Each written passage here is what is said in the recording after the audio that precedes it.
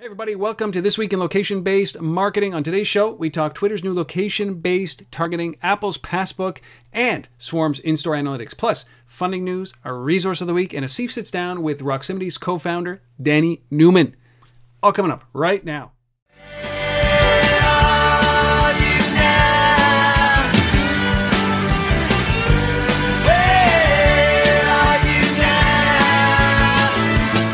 Hello everybody and welcome to This Week in Location-Based Marketing. We are at episode number 95. We're recording this live between Asif and I on Saturday night, September 15th, 2012. My name is Rob Woodbridge from Untethered.tv, and I'm filming this from my usual spot, as you can see.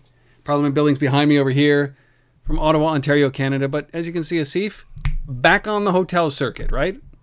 That's right. Yeah, Asif Khan, Location-Based Marketing Association, and live from Denver, Colorado this week. And yeah, it's just coming off the first of a whole bunch of conferences in September. So, what was the conference you were at, Asif? It was called Mobile Engagement in Retail, or Retail USA was the hashtag if you were tracking it. And as the name implies, it was a conference that was basically made up of various mobile and location-based platform companies, and the types of solutions that they had, and that were sort of oriented around retail and how retailers could better leverage and connect with their customers, and lots of talk about mobile payments and all that kind of stuff. So yeah, it was good. What was the was there any like huge takeaway that you got out of this other than mobile and retail? Oil and water, one disrupting the other, trying to get along, trying to figure out a way to use it, trying to figure out a way not to be showrooming. What were the big themes that you saw this year? There was certainly a ton of discussion about loyalty platforms. That shift away from just the one-time traffic deal and offer, and towards loyalty platforms. So lots of discussion about that. There was a ton of discussion about mobile payments. There was a panel with the head of Chief Revenue Officer for ISIS was on one of the panels. Oh, good timing! Good timing for him, I'm sure. And he was getting, I would say, and this was the day after the Apple iPhone 5 announcement. So obviously, and I moderated the panel, so I asked the blatant question of, lack of NFC. What does that mean for you, since your whole solution's based on NFC? And he put on the brave face and said, we're not really worried about it. And I'm like, okay. So anyhow, so there's a lot of discussion about that. And he was on the panel. Wasn't that the same day or the day before that ISIS basically announced that they're delaying this whole thing? They don't even have a rollout for this year. I mean, it's big news this week. I mean, he's still saying that they're rolling out a bunch of pilots in October. But there was a news article that just came out, like maybe yesterday. Friday, that said no, ISIS is put on the shelf. They're not going to do anything this year. Yeah, entirely possible. Entirely possible. Right? Wow. I mean, it's yeah. So anyway, so it was quite interesting, and I think if you're a retailer in the room, you certainly got lots of good content. So I mean, was there like the overarching theme is optimism in retail, like renewal, or are they? When you're mingling around with a whole bunch of people after this, during the social parts of this conference, is the conversation good or is it bad? Are they kind of accepting and embracing, or are they concerned at this point? No, I think everybody's quite optimistic about new ways to engage with customers and drive traffic and increase basket size through various mobile and location technologies. Yeah. I think the reservations are the reservations that you always have, which is what's required to make that happen. Is there a whole bunch of new hardware, that has to get put into stores? What's the cost of that? Who's going to bear that cost? But there's certainly optimism around what's possible now that wasn't possible before. That's good. And showrooming, came up a couple times, and I think people feel that there's lots of ways to combat it. In terms of just creating better experiences in stores. It must have been a weird time to be there, just simply because, see, if you're there during the iPhone launch. You're basically there during a couple of days after the Amazon big announcement around their tablets, and so you know, when you start to think about the impact that those two companies alone have on the retail industry, I mean, Yeah. you're sitting like that must just completely disrupt the agenda when those two announcements happen days before a conference like this. Yeah, I mean, it certainly makes for Lively talk. interesting questions and putting a lot of people on the spot on panels. That's for sure. I think it's You know, because they don't have time to process and think about it. They just have to, you know, react. And yeah, so it's you know, I honestly I do feel for the ISIS for Ed Busby who's on that panel. I mean, that was a difficult. He was taking a lot of questions from the audience. So. You know, I mean, we're going to cover this. We're not going to cover the iPhone launch, but we are going to talk about the lack of NFC in the iPhone. We're also going to talk about the Apple Passbook, which I think is, you know, could be a disruptive technology and or disruptive service if done right and tied in properly. So we're going to talk about that. But I'm so intrigued by the pulse, the feel, the mood of retail when it comes to these things, because you know, here in Canada we've got Target moving in, we've got you know, huge announcement yesterday with you know, Nordstrom coming into Canada, and these are big players in this space, and they don't seem to be too afraid about expansion, global expansion, and physical space when it comes to this. No, not at all. Yeah. So. You know, interesting, and I know. So you're heading off from Colorado. You're going to Chicago when tomorrow night. Tomorrow morning. Tomorrow morning. So what's in Chicago? We're spending we might as well just talk about you this whole episode. Yeah, no, I'm heading off to FSMU, the food service social media universe event. So, you know, again, like this week where it was all retail, now we're going to be talking all the restaurant chains and quick serve, fast casual, you know, companies out there, and you know, looking at that social media usage, looking at location and mobile, and how all that fits together for them, which is different than retail in some respects. I mean, it's much more deal oriented than retail, where you know, there's less discounting going on in retail than there is in that world. Yeah. Right. I mean, it's a lot easier to say, you know, come in here and buy one burrito and get another one for free, than it is to, you know, do that with you know, TVs. So, but I would take that deal in a second. Anybody willing to offer that? Buy one, get one free. Anyways, so that's what I'm doing. And yeah, I think it'll be equally you know, vibrant conversation going on. The good thing about this is that we're going to do episode number 96 next week. We'll be able to follow up and see how the difference between these two industries are. And you know, my sense is that it is about footfall. It's about traffic and activity and loyalty, so that eventually you can move away from this whole discount garbage that is going to kill companies, right, when you discount too much. So I love the fact that I get to live vicariously through you, and you do all the traveling, and I just stay in my own city. Yeah. Okay, he says. All right, let's talk about it. For those of you who forgot why we're here to talk about the most important stories, the key stories of the past week in the location-based marketing world. We've got a bevy of very, very diverse stories, obviously all centered around location and marketing.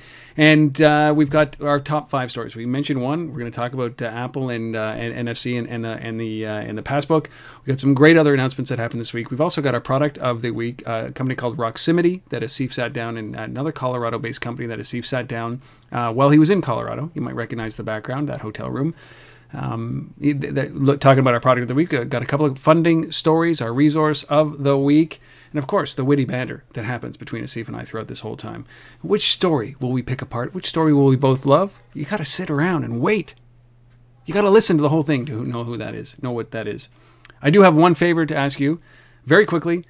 Go and subscribe to this podcast. If you want it up to date, you want it on your device of choice as an MP3, or if you like to see our faces, the video file. High-def video file of Asif and I. Please go and subscribe to it on iTunes. If you love the podcast, like, we're getting some great feedback, and I know that you have some feedback that you're going to share with us right before the Proximity interview.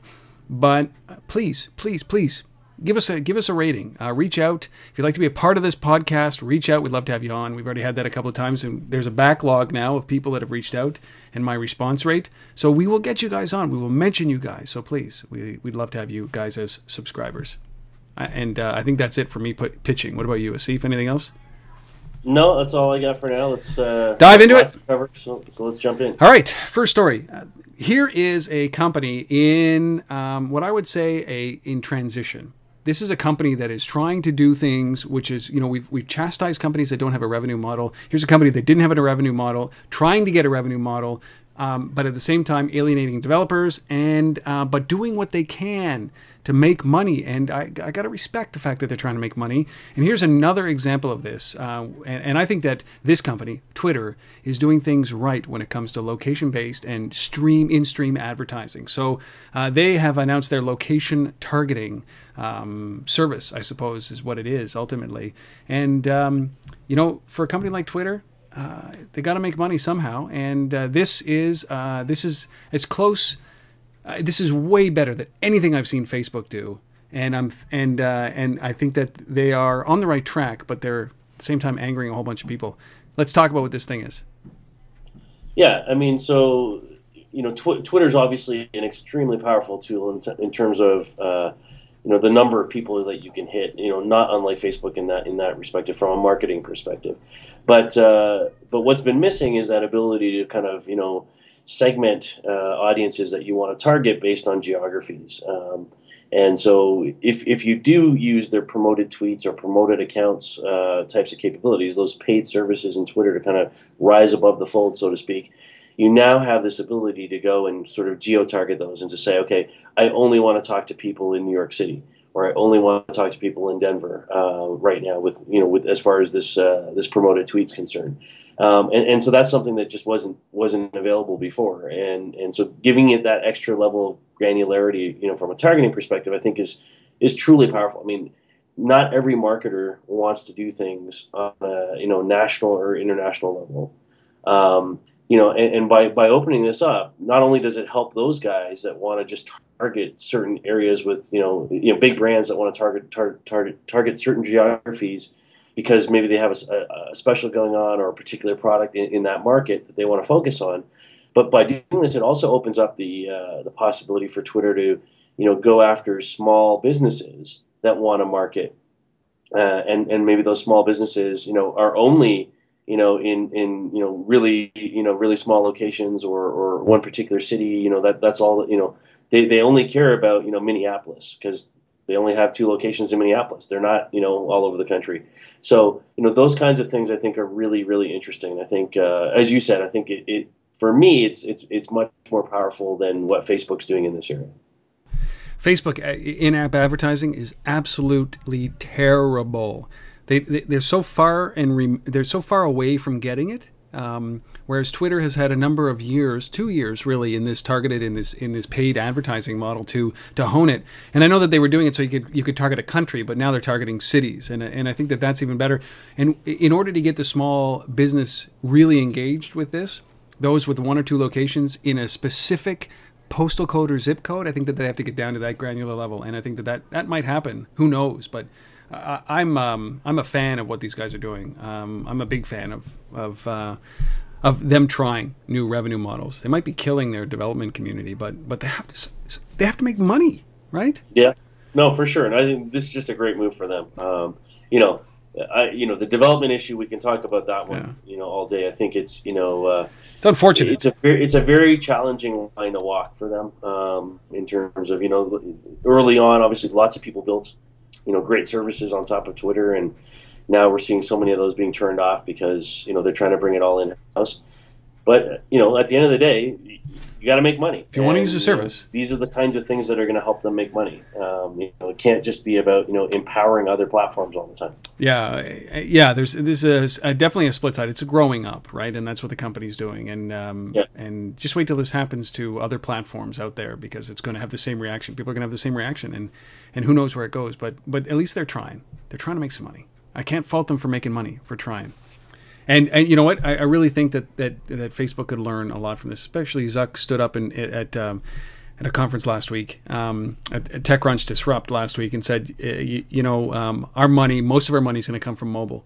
And I don't know. He's got to be looking up his sleeve, because what they're doing right now is terrible, terrible, terrible, terrible. And they haven't even embraced location at this point. They've just, so who knows where that goes? But good for Twitter. They're better location targeting down to the city. Hopefully we get down to the zip or postal code, where then small businesses can really start to leverage this. And then I think that they give a run for their money, give Facebook a run for their money for revenue. I think so. All right, our second story. This is a company called TMP, a placement and employment agency. Really adding a location element to TalentBrew, a service that they're offering. Talk about this, Asif. This is, is this a relevant service? I'm having a hard time. Yeah, I do like it actually. I think, if you are in the job market, I mean, TMP is one of those that, they're a big, global organization, a huge player in sort of the job seeking and applicant finding business. So, one of the big things, if you've ever used a recruiting firm to help you find a job, is one of the criteria that you look at when evaluating potential careers or companies that you might want to work for is the distance that you might have to travel to get to work from where you live, or things like that. Commuting times, and and often we will avoid applying for jobs that are just maybe very attractive but not convenient for us to get to, or things like that. We're not really willing to relocate.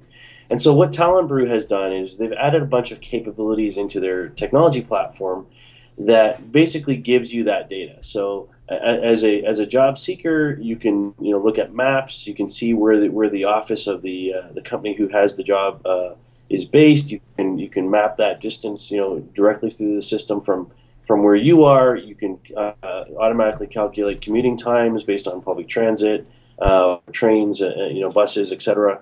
So they've built all this into this thing to kind of just make it that much easier for the job seeker to kind of say, yeah, this is what I want to go for or not go for. And you've kind of, sort of done a lot of that work instead of trying to guess. And it's the same on the other side too. I mean, if you're the employer, it's a lot easier if you know that people are coming in here that have already gone through that vetting exercise before you get excited about a candidate and figure out, well, they're not really willing to come here because, we're too far for them. They don't want to relocate. So I do like it. All right, our third story. This is a launch of a product called Swarm. Yeah. Interesting in-store analytics company, and obviously this is around retail. But walk us through what Swarm is and the benefits of this thing, Asif.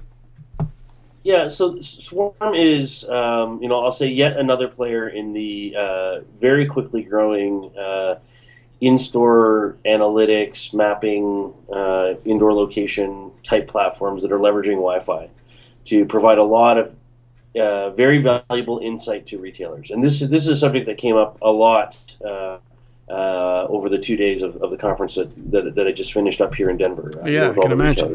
Retailers. Retailers are always looking for information that can help them understand foot traffic patterns within their stores, what areas are getting, higher density of people. It helps them, if they sell, third-party products, it helps them understand, what areas they can charge more for in terms of square footage, for shelf display versus other areas and things like that. So it's all about planogramming, optimization of square footage and space. And things like that, but also knowing, who's coming to your store, and maybe where they've gone before, and what they're doing when they're there in terms of, are they checking prices and things like that. So Swarm's a kind of platform that's trying to put all that together. It leverages Wi-Fi. It does present offers and coupons based on that as well. So if somebody uses the platform to kind of price check something, on Amazon, while they're in a Best Buy store, it'll come up and present them an offer that might be, hey, Best Buy is willing to match that price that you just looked up on Amazon, and give you free Geek Squad installation services. Those kinds of things that are kind of really time sensitive, based on a query that they saw coming off of a platform. So I like these kinds of things. Yeah, and this is obviously a massive trend. We're in this spot where there are hundreds of companies playing in this space, right, and growing. Whether it's loyalty or whether it's this kind of in-store analytics. So we're in this kind of SoLoMo. I don't even know what it is. It's kind of like a traffic jam of companies, and I almost get that feeling where we're we've got so many companies out there that it's like every neighborhood has a company like this, and it just like literally every neighborhood on the planet has a company like this. That's how many there are out there that are doing similar things, or there are overlap. I mean, when is there too many of these companies? Like, you know, and this is an industry that shakes up. Yeah, I mean, I don't know is the answer to that. I mean, I think there's going to be, a dozen probably big players in this space that are, solid, analytics companies. I wouldn't be surprised if you saw, IBM, for example, starting to play in this. I mean, this is the kind of thing that an IBM, with, sort of the whole business intelligence, Cognos side of the equation over there, and their retail expertise around point of sale, starts to sort of snap up a couple of these kinds of companies once they've got some traction and kind of, pull some of the technology in-house and start to go out and offer this. So I think there's going to be a roll-up like we saw with all the deal services that Groupon and everybody was buying up. I think we'll see the same thing happen around these sort of in-store analytics platforms. But like Asif, this isn't new, right? In-store analytics, it's not new. And the retail industry has been, contrary to popular belief, and as much as I push mobile and we push location-based marketing, this is a science. Retail is a science that has been going on since retail was invented, sure. Right? And in-store analytics and down to the science between flow in a store and what shelf premium products get put on, and the cost for being a premium product on those shelves, and the impulse buys at the checkout counter, and the way that cash registers are set up, and it's all science. And it's done based on analytics, on data that's been put into this for so many years. And these companies that are experts in this are still experts in this. And so I always wonder, where are they? Why do they wait so long to get into this game? Which is what these guys, a company like Swarm, is right in there doing. But you're right, IBM and all these companies that have spent so much time embedded in retail so far, like it shocks me that they're not engaged like this, that they wait so long and then kind of toy and tease with these guys like Swarm and all these other guys to say that, basically that's our industry, we'll take it, thank you very much. But that, I mean, I think that's how every part of the ecosystem works, right? You always have, the grassroots, startups that, get out there, sort of get the market moving around a particular, functionality or value piece. And then the big guys come in and say, thanks for establishing that for us. We'll take that now and and move it on from there. And it's the same with the payment stuff. There's all kinds of little guys doing payments things, but at the end of the day, it's still going to be the credit card companies and the carriers and that are going to run the show. And I think that's how all of this stuff always evolves. And somebody's got to start it. Somebody's got to create a bunch of startups in this space, and then some of them will have nice exits, and that's all they want. I mean, for the most part, none of these companies, I don't think, sit there. I don't think a Swarm sits there and says, we're going to be the next IBM. No. That's not going to happen. But we might be the company IBM buys in the next 2 years. Yeah, it's so it's weird because it's not as innovative as we think it is, or as people think it is, and because this has been going on for so long, we're attacking industry that has created a science out of this, and I think that big guys are going to step in here, and the key for guys like this though is get out there, establish the market, show value to the retailers in terms of this kind of intelligence, and when the offers come, take them. Yeah. Don't Groupon and turn down $6 billion and then have your stock go in the tank. Move on and do the next thing. Yeah. Don't be Yahoo. Don't be Groupon. Take the billions and walk away, would you please? And then start something that you truly have a passion about. But I think that this is much more. And the success of these companies are going to rely solely on the impact of the bottom line of the companies that are implementing this. So if they're not converting customers, it's one thing to know that they are, because they are.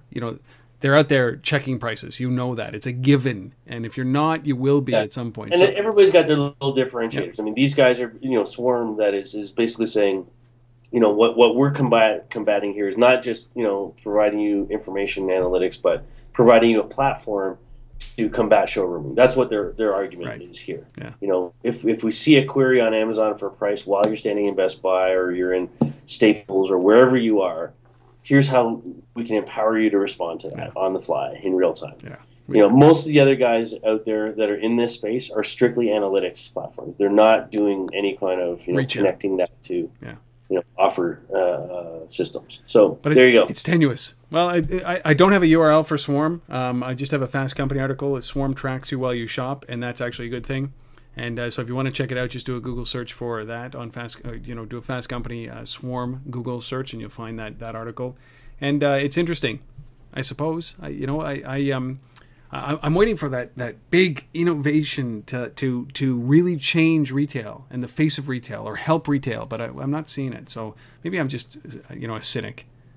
Well, usually you are. Yeah, so. Exactly. I was going to say. Nice. It might be different now. Oh man. All right. Well, I'm going to jump on to the next story where I'm a little bit less cynical about this. This is Apple, obviously, big announcement this week. This small company out of Cupertino, building a spaceship in the middle of the desert somewhere, the Apple compound. Releasing, obviously, announcing the iPhone 5, the availability of iOS 6 starting September 19th, the iPhone 5 being pushed out September 20th. And part of that was announced, obviously, way back when iOS 6 was actually pushed out. But this is Passbook. So we've seen a little bit more information about Passbook. And this is a natural extension, but everybody thought, for some reason, that NFC would be embedded in the device, and it's not. But I don't think that this curtails the power of what is about to be a pretty insane tool for loyalty and for Apple itself. So Passbook, what's so significant from your perspective about this release, Asif? Well, I think a couple of things. I think first of all, not having NFC, I think is, from my perspective, the right move for Apple at this point. I don't think they need to go down that route. I think if you look at it and if you can consider that iTunes is a payment platform, and the millions of people that already are on that payment platform, then the ability to connect that as a payment vehicle to anything else Apple is doing, Passbook or anything else from that matter, then effectively they've already got it. They don't need this tap and go type of stuff. You can effectively do the same kind of thing you would do with PayPal. I know, it's crazy for a lot of things. So for me, that's Apple's well empowered to go down and kind of make that happen. What I like about Passbook is I think potentially this is a game changer for the loyalty business in general. They launched this thing this week, with some big brands already on board: American Airlines, Target, Starbucks, Sephora, Fandango, and a number of others were involved in this thing. And I think this is a big challenge that's basically been put out there for anybody else who is doing a mobile loyalty platform play, because effectively, if this thing's sitting in your device, and I don't know what the market share is right now for Apple today, but it's significant. Why do you need to go and have all these other platforms? I mean, it just doesn't make sense anymore. And if the big brands are going to embrace it, and it's effectively going to have a payments vehicle connected to it via iTunes, I think this is potentially game changing. And I think that that idea that I can manage all my loyalty programs in one wallet, so to speak, or Passbook, or whatever we want to call it, and I can do push notifications connected to that, which I think is the other interesting piece in this. I think Apple is moving very heavily in that direction. They about a year ago they filed a patent. I think we talked about it on the show actually at one point, called beacon-based sensing. And it really is that idea of kind of combining GPS location awareness with other sensors in the device and application layer sensing as well. So effectively, that's what we're talking about in Passbook, is the application layer sensing. And so when you can look at that, and you can say, okay, we see you're in Target right now. We have Target is a vendor inside of Passbook, and you're in the store right now. We can push you things related to that. But, it becomes so easy for the consumer, right? So easy. And it's really interesting because at the end of the day, Apple's mantra has always been clean, simple, easy, right? I mean, that's their whole business. And this for me fits directly with that, strategy they've always had. And that's what consumers love about Apple. Yeah, they do, and you cannot put a price tag on simplicity. You just can't. And I think that there was an interview that Phil Schiller, who's the VP, senior VP at Apple, and he described why the Passbook. Well, first of all, he described the reason why they didn't need NFC, which was exactly as you said. You think that it's because they've already got the iTunes connected, and that's what he's probably thinking in his head. What he came out and said was, look, humans don't want this right now. We don't think that NFC, nobody knows if NFC is the thing to bet on at this point. We wanted to make it as simple as possible. We didn't want to have to integrate with point of sale systems. We didn't want to integrate with anything. So this was the easiest solution to that. And I think that getting consumers using this tool and using it right away and using it every day is, I think, what's going to end up happening. And if they ever decide to bring in commerce, it's going to be a natural extension to the commerce piece, to what they're doing right now. Pardon me. It's going to be a natural extension to that. And it is simplicity.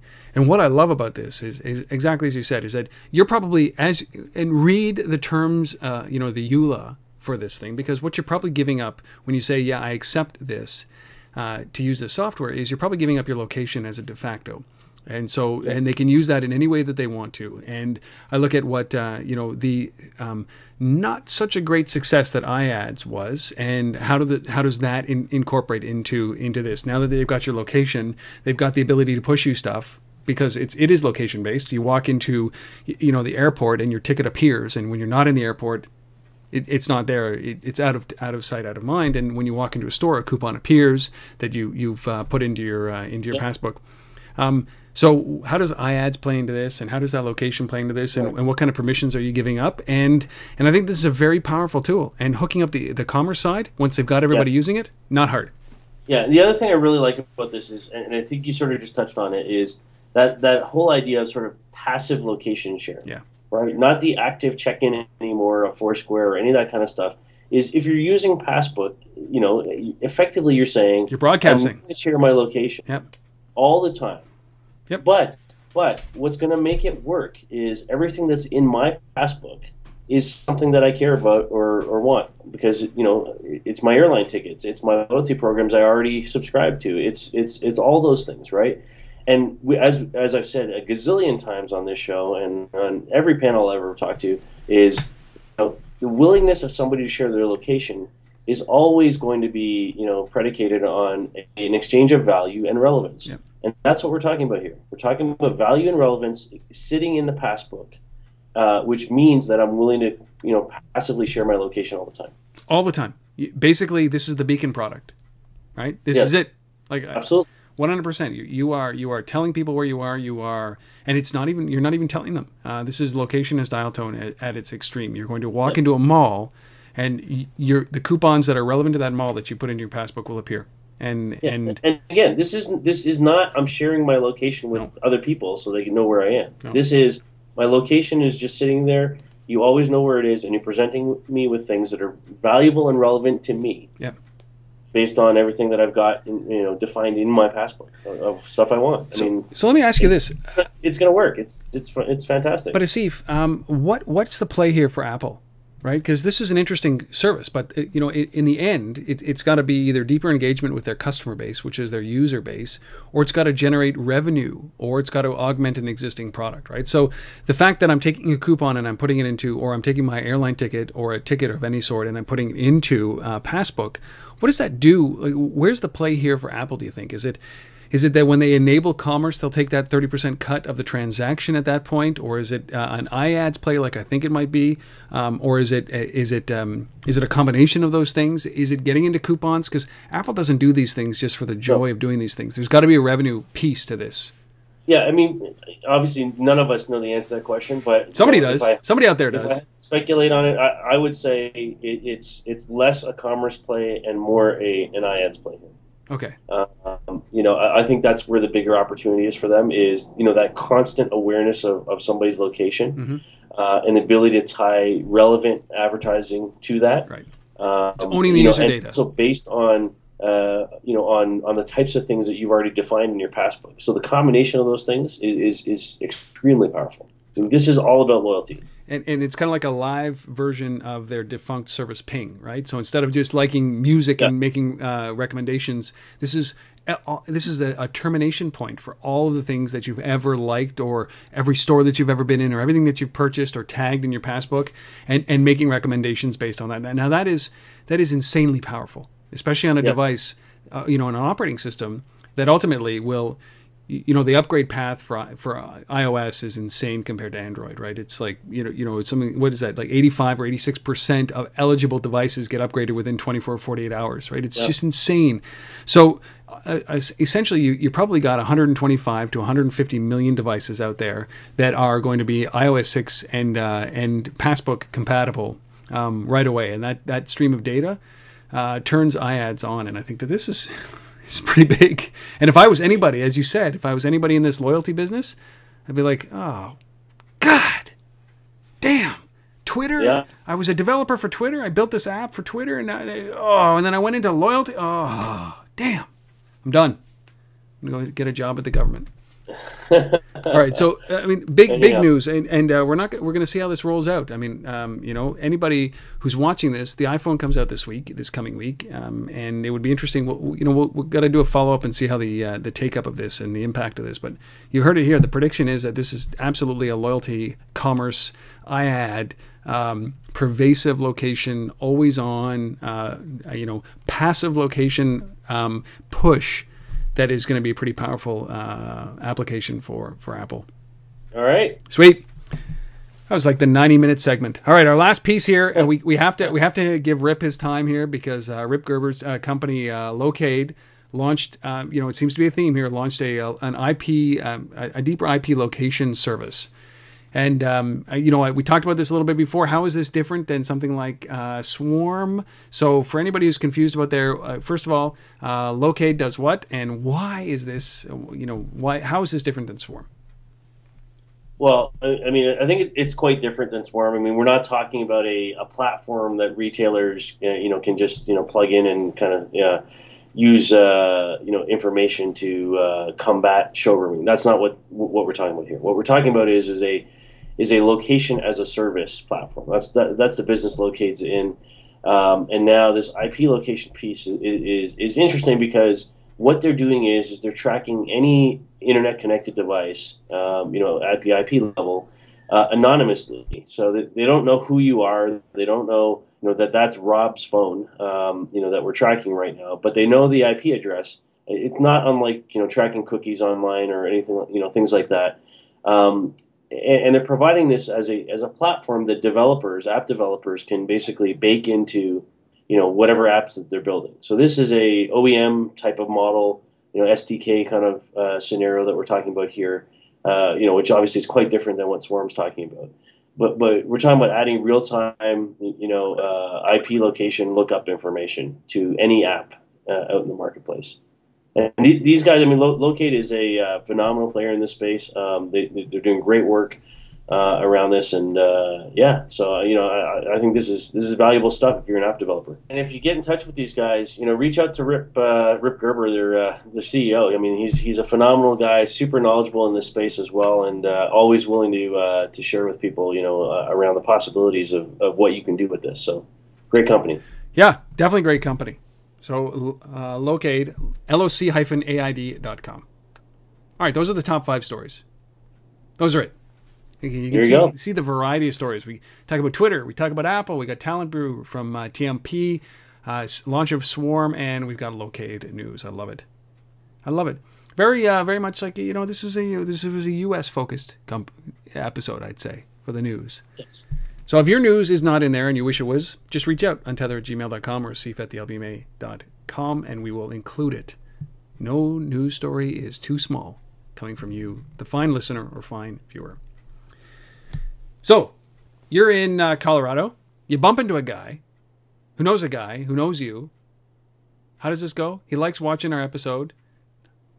Not 15 minutes later, you're actually recording an interview with him. Something like that? Is that how it went down?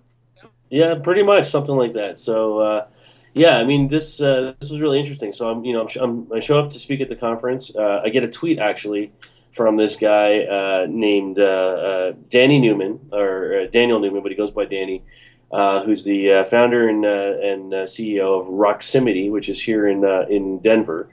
And I get a tweet, and I'm sitting in the room, and I'm sort of watching the Twitter stream. I see this thing coming in, and the guy says, "Yeah, looking forward to finally meeting you in person," or something like that. And next thing I know, track the guy down. He's like, "Yeah, I watch the show every week. We're big fans of it at Roximity, and yeah, I mean, it's just great when you can actually physically meet the people that that are interested in the space and following us. So we appreciate that. Danny gave a fantastic keynote presentation on Roximity, and you'll hear more about that right now because I had a chance to sit down with him after the conference and get him to kind of do a quick little interview to share with us and share with the audience of This Week in Location-Based Marketing, what they're all about, what they're doing, and it's really exciting what they're doing. So here it is. Roll. Well, it's time for our special guest again, and this week it's my privilege to welcome Danny Newman, founder and CEO of Roximity. Really, really excited to have Danny on the show this week because, first of all, I'm in Denver while I'm doing this. Danny's company is based in Denver. We actually got to meet up in person at the Mobile Engagement and Retail Conference this week, and he watches the show every week. So it's great when we get to actually meet people who watch the show. So Danny, welcome to This Week in Location-Based Marketing. Thank you very much for having me. Yeah, it's awesome, and I love that you're a regular viewer and kind of out there and all that, and that's awesome because we love connecting with the audience. Rob and I, we love getting comments and feedback and tweets and and just meeting up with people is awesome for me. So why don't we jump right into it? Tell the audience a little bit about Roximity. What are you guys all about? What do you do? Who are you? Yeah, absolutely. So Roximity, it's a location-based ad platform. We deliver contextual, timely offers and deals to users based on their location history, their purchase history, time of day, and take in a bunch of other signals like weather, traffic, things like that, and deliver these messaging to mobile devices and to infotainment system inside of cars. Yeah, and I mean, I got to see you give a presentation earlier today, and I mean, for me, that's the really exciting part is we hear a lot about sort of the mobile device, the smartphones and delivering deals and offers, based on that, from a location perspective, but we're not hearing as much. I mean, obviously Navtech's got Location Point, and there's some other platforms out there, but there hasn't been a lot of traction yet in the integration of location-based content and offers into in-car navigation systems. So, was there a particular gap or problem that you saw in the industry that you said, this has to be solved and Roximity is a company to do it, or what was the issue? Yeah, at a kind of a big scale, that's definitely what we saw. So, kind of delivering this kind of one-on-one kind of sniper approach to mobile marketing rather than kind of broad-based deliver the same message to a big group of people. So that kind of at its core is what we're all about. The car integration actually happened fairly happenstance. We were at the TechCrunch Disrupt Hackathon last year, ended up winning that, and the grand prize there was to integrate with Ford Sync and launch with them at CES in January of this year. So that is kind of our how we got kind of into the auto world. But in that little 3-month gap between September and January, we actually made a lot of deals and connections with all the other automakers and just jumped right into that whole world. That's fantastic. So, I mean, if we could roll the clock forward now and kind of look at, sort of maybe 2-3 years, because, obviously, 10 years is a pipe dream for anybody, but, maybe in the next kind of 24 months, 36 months at most, where do you see that evolving to, like the in-car navigation experience and how that, connects with coupons, deals, offers, content of various sorts. I mean, and does it stay in the current screen that's in the car, or does it move into the windshield or something else? I mean, where do you see that going? Yeah, interesting question for sure. I think that I think everything is going to evolve towards being more contextual, more time-based, more kind of predictive. What your next actions seem to be. That's definitely the direction we want to go. And I think industry as a whole, I think that's how content is going to really start to be delivered. As far as display, we actually saw some really interesting stuff from a bunch of companies at CES this year. Kind of the Minority Report moving around of stuff in the windshield and kind of from a display in the center console over behind the steering wheel, all sorts of interesting human machine interfaces like that for sure. And I think it's just going to continue down that path as we get more and more kind of autonomous and self-driving cars as well. Obviously, you're going to have to keep yourself entertained, so Sure. the whole thing will become And sort of screen. Is voice king in the car, or do we see gesture technology coming in there as well? Yeah, right now we're very voice centric. We do have dials and knobs and menuing type systems within the infotainment systems, but predominantly it's a very voice driven system. I think gesture recognition will be a piece of that, and definitely some of the automakers have displayed and shown off some of that technology at some of the auto shows and things like that. So that'll probably be a little bit further down the road, but definitely it's coming too. Excellent. Well, I really appreciate you taking the time to kind of come on the show and share with us. Again, for the viewers and listeners out there, we've been sitting down today with Danny Newman, founder and CEO of Roximity. Danny, thanks so much for your time and for coming on location this week in Location-Based Marketing. Stoked to be here. Thank you so much. Watch it every week. Excellent. Take care. Cool. Thank you. All right, so that was Danny Newman from Roximity. Thanks again to Danny. And that whole space of sort of in-car navigation and connecting that up to deals and offers. I think there's a lot of growth yet to come in that area. It's not only the smartphone we carry in our pocket. Everything effectively is a mobile connected device in some respects, especially the car. So yeah, lots of growth in that. So thanks to Danny. It is. It's a big battle. That space is a huge battle. So yeah, thank you, Danny, and I love the story. Like that interview came up just basically from one tweet. There you go. Pretty cool. The power of Twitter. Power of Twitter. Also the power of 95 episodes of This Week in Location-Based Marketing. 95 episodes, man. Wow. I know. I'm feeling old. I know. 95. The average podcast like this, the average video cast doesn't even get up past 10. 10 episodes is the litmus test for a lot of people. And 7, I think, is the average in number of episodes that fail. 95. That's a whole bunch of times 7. You know what I'm saying? Well, we love doing it, and we're going to keep doing it. So we are.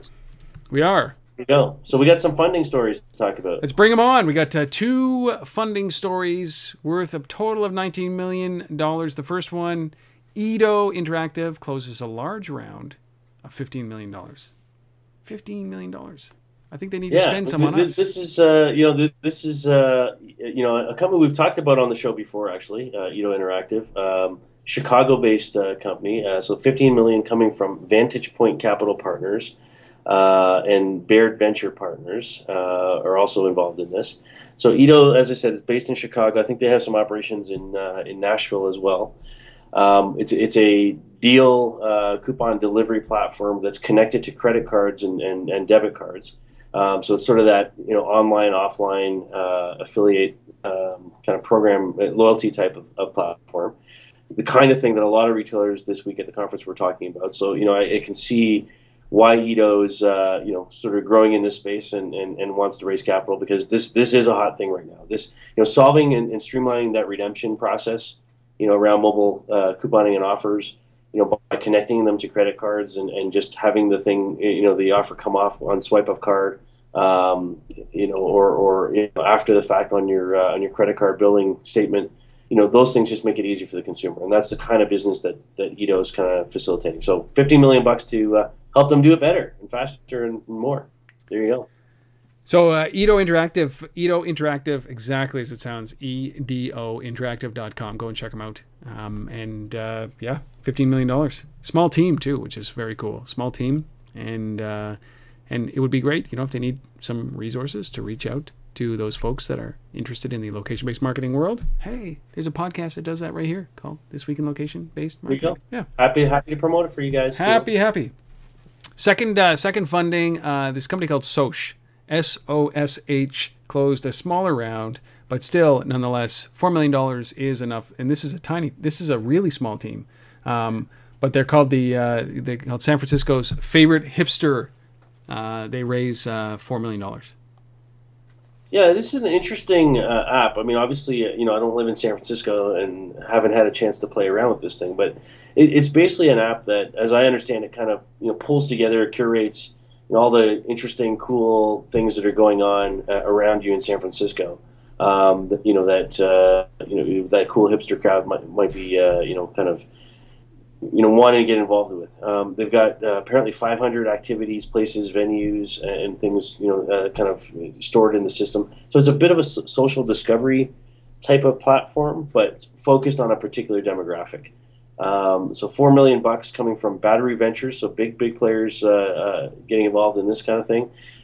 They are looking at taking this to New York as well, I understand, but for the moment it's strictly San Francisco. And so this is just a straight up app, and if you go to sosh.com, SOSH.com, you will find out. Yeah, this is one of those things. They're very honest about this. They say, listen, we're not really able to scale this. I don't know how you really scale a company like this other than adding people, adding resources, and growing it. But San Francisco, one city, $4 million. I guess there's something of value in here. Yeah, and there's a lot of pedigree here. I mean, Battery Ventures putting in this $4 million. They had previously raised $1 million, from a bunch of individual investors and some, but Sequoia Capital, Red Point Ventures, big Keith Rabois, who's one of the founders of Square. Yep. So there's a lot of interesting people that are getting behind this thing. So I always like to see that. When you see a little company like this. It's focused on a niche, but big money and pedigree behind it. Yeah, they see something there, obviously, so go to Sosh, SOSH.com. They raised $4 million. So Edo Interactive closes 15, and Sosh.com closes $4 million. Sweet. If we missed your funding out there, it's your fault entirely, 100% your fault. Reach out, let us know that you've raised a little bit of money, and we will include it. Right there, right next to Sosh, right after Sosh, right between Edo and Sosh. We could have done that. There's a lot of letters in there. We could have put some more companies in there. So reach out, untethered@gmail.com or asif@thelbma.com. And we come to that great moment, our resource of the week. You've highlighted an article about how to use location-based information to maximize direct marketing. This is like SEO, SEM. This is the best title ever for exactly that. Does the article live up to its expectations? And this is an interesting play because look who actually put this out. This is DMTI. Yeah, I really like this move by them. Obviously we've talked about DMTI before. We've had DMTI on the show, way back in the early days, of the podcast, but. Yeah, this is in Direct Marketing magazine up in Canada, where we both are. How to use location-based information to maximize direct marketing campaigns, written by John Fisher, DMTI's CEO. And this is a big space. I mean, that whole direct marketing area, that whole sort of print space, and the ability to sort of leverage real-time location data, leverage better targeting and location intelligence information, and how that gets layered into things. This is an area that's relatively untapped, I would say. That relationship between sort of print marketing and location-based services. If you think about it, even think about things like, I'll just make up something on the fly here, but let's say you've got, there's a roofing company that's working on putting on a new roof on a house on your street, and they're gonna be out there for a couple of days, sort of working on this thing. And because they're out there, from a location perspective, it's interesting if all of a sudden you can generate a direct mail piece that blankets the other houses in the neighborhood. That because the guys are already out there, they can easily kind of just move on over and hit you up. mean, that's the kind of power of location intelligence information, and as how it correlates to direct marketing, and that's what the article is kind of alluding to. So great little piece there. We'll put it up on the research page of the LBMA's site as well, so you can go and download it from there. Yeah, but thanks to DMTI and John Fisher for getting that out there. It's kind of like the guy who the student or the kid who walks around with a shovel in his hand or a rake in his hand when he's already raking or shoveling the neighbors. So why don't you just go out and let him shovel yours? He'll knock on your door and do the same thing, right? And I like this. And exactly. What do you think? I mean, we talked about newspapers last week about an acquisition around loyalty in newspapers done by the USA Today's parent company. And you think, how does this play? Like, this kind of stuff is what they should be engaged in, shouldn't they be? Because it's hyper local, hyper local. But I think any business that's, you know, whether we're talking about roofing or plumbing companies or real estate, agents. Yeah. Local car dealerships, all those kinds of things, you know, is where this kind of thing fits. You know, and it reminded me, you know, another company who's, you know, more on the delivery side of this and connecting this to print itself is a company called Capture. They're out of London, Ontario area, you know, they're a company that, you know, you should look at in terms of, you know, not so much the data side that, you know, DMTI is providing, but the execution side of how you correlate that data and then push out a direct mail piece on the fly. You know, so I think there's a lot of power in this kind of stuff. So there you go, great resource. Incredible. So if you're interested in that, there's a link up here. But if you go, there's a link up where we've written this up on untether.tv. If you are not there, just go to the lbma.com/research. There'll be a link to the direct marketing piece, how to use location-based information to maximize direct marketing campaigns. And yeah, this is bridging that print and digital side, and to maximize revenue, I think, is the most important thing. And anybody can play in this space if it's done properly. You don't have to be a national organization. You don't have to be international. You can be hyper local. You can be just working on one block, and I think that's very effective. Very cool. Yeah, for sure.